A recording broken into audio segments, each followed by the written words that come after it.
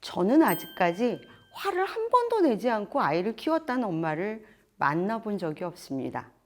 아이를 사랑으로 키운다고 한들 어떻게 화도 한 번 안 낼 수가 있겠어요. 다만 화가 난 정도, 그리고 원인에 대해서는 곰곰이 생각해 봐야 할 것 같습니다. 아이의 잘못에 비해서 과하게 화를 내는 건 아닐까?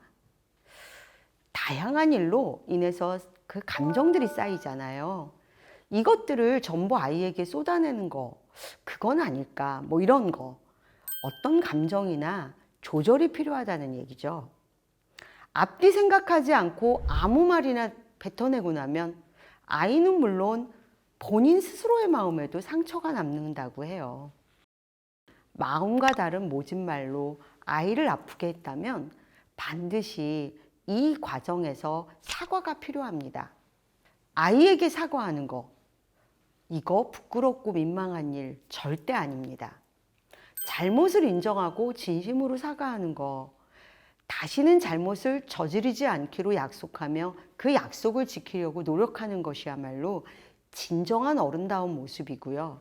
이건 아이에게 고스란히 좋은 상으로 찍힐 겁니다. 우리가 아이에게 화를 내면서 하는 말들, 이거 사실 진심 아니잖아요. 너 때문에 못 살겠다던 엄마는 사실 아이를 너무나도 사랑합니다. 다행히 우리 아이들도요, 그건 알고 있습니다. 엄마가 화를 내도 아이들은 엄마가 자신을 사랑한다고 믿으면서 엄마로부터 평안을 얻고자 합니다.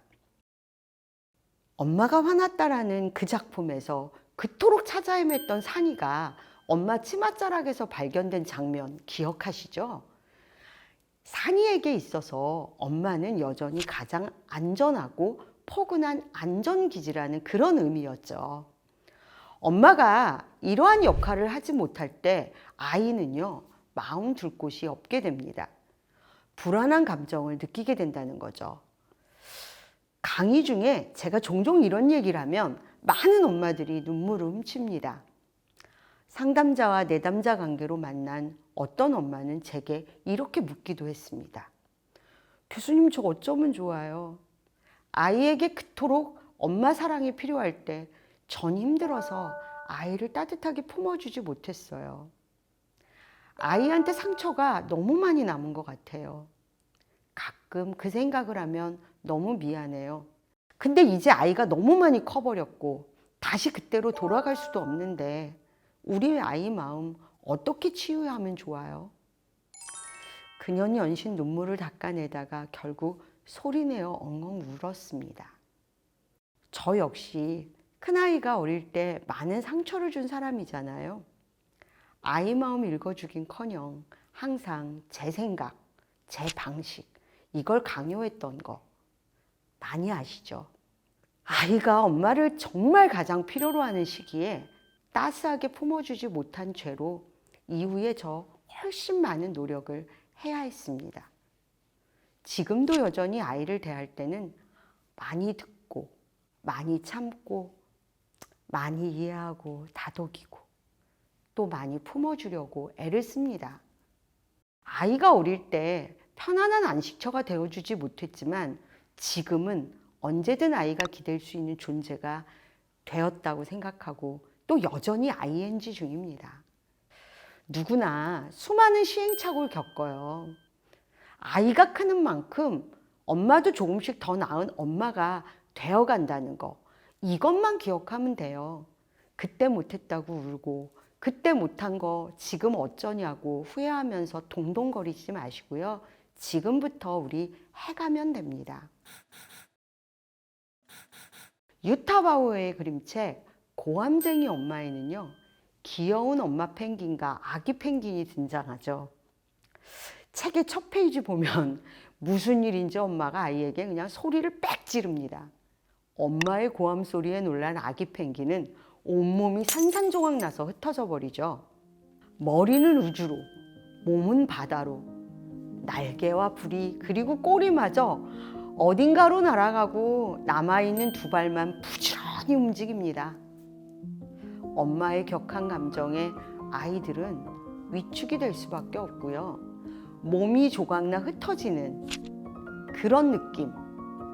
이걸 너무 그림으로 잘 표현했는데 아이 존재가 부서졌다는 의미를 내포하는 거죠. 엄마가 화났다. 이거에도 비슷한 표현 나오잖아요. 거품으로 이루어진 부구리가 산이 엄마에게 엄마가 버럭 소리 지를 때마다 내 거품이 툭툭 터져버려요. 이렇게 말하는 장면이요. 아기 펭귄은 어떻게든 자기 모습을 되찾아 보려고 하지만 막막하기만 합니다. 몸을 찾아볼 눈도 소리를 지를 부리도 없으니 답답할 수밖에요. 엄마로 인한 상처를 회복하지 못하고 정처 없이 떠도는 아기 펭귄의 두 발은 정말 애처롭게 느껴지기까지 하죠. 아이들은 어두운 하늘에 달처럼 떠서 눈을 굴리는 머리와 산처럼 삐죽이 솟아있는 부리를 보며 깔깔 웃고는 하지만 이 책 내용은요, 엄마들의 마음을 철렁 내려앉게 합니다. 아이에게 한 번이라도 냅다 소리를 질러본 엄마라면 아마 누구나 그럴 거예요.